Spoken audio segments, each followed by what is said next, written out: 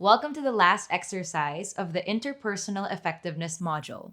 Today, we are going to work on several skills that will help you communicate effectively when you meet resistance from the person you're talking to. We've all come across different types of interpersonal resistance at some point in our lives, whether it's with a member in our family, a coworker, or a boss, a friend. You are trying to explain your point of view or convey your emotions, and you are not being heard. There are three skills we'll cover: validating the other person's view, repeating your point of view, and asking for specifics. Let's start. Resistance and conflict. Skill 1: validating the other person's view. The skill of mutual validation refers to trying to make the other person feel that they are being heard. In some cases where we meet resistance from the other side, it's because they don't feel like their opinions or emotions are being really heard from us. Bear in mind that validating someone's point of view doesn't mean that you are necessarily agreeing with them, simply that you are understanding where they're coming from. In order to practice this skill, try to use the following form: I understand that you are feeling or that you think. On my part, I feel and think that. For example, Anna has a problem with her friend who is not very attentive. She may say, I understand that you have a lot on your plate and that you are busy. On my part, I feel like we could spend more time together because I miss hanging out with you. Now, take the worksheet and think of a current important relationship where it was difficult for you to communicate something effectively. How would you explain your point of view? How would you validate the other person's view and emotions? Use the form, I understand that. On my part, pause the video and do it.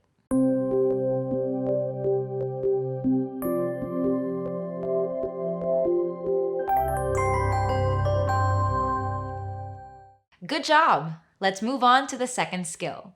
Skill 2: repeating your point of view.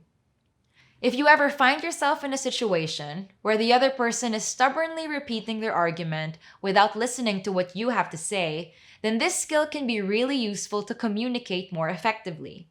Repeating your point of view refers to thinking of a short sentence that conveys your point of view and calmly and politely repeating so that the other person begins to listen more carefully. It is not necessary to ask additional questions or to explain yourself more intricately. You simply try to convey your point of view. For example, let's say that you are trying to explain to your husband that you should be united in teaching your daughter how to behave in certain situations. Although he may not listen to you, you can convey your point of view by calmly repeating, we should be united in teaching our daughter how to behave and not give her different directions each. Think about a recent situation where you had this problem and how you could have approached the situation. Write down in the worksheet how you would have expressed yourself. Pause the video and take several minutes to do the exercise.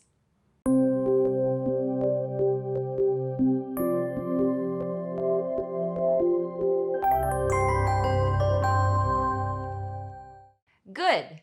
Skill 3: asking for specifics.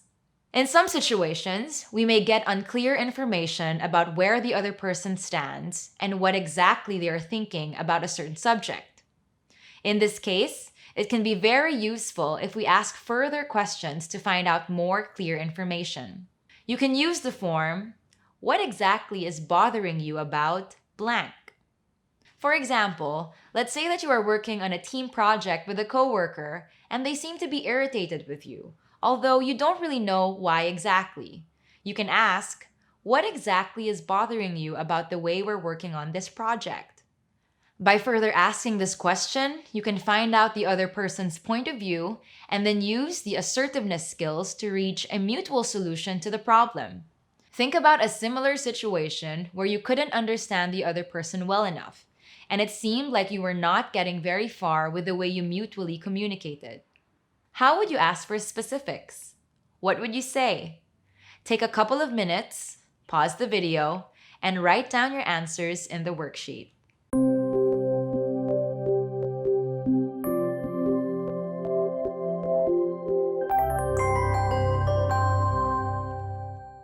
Well done! This was the exercise, resistance, and conflict. Thank you for joining us. Remember that you can always come back to any of the exercises we've worked on so far. Developing any of these skills requires gradual effort and time, and it is natural if you need to work on a certain skill a little more. This is where you can use the videos to remind yourself of the basics. Have a great day.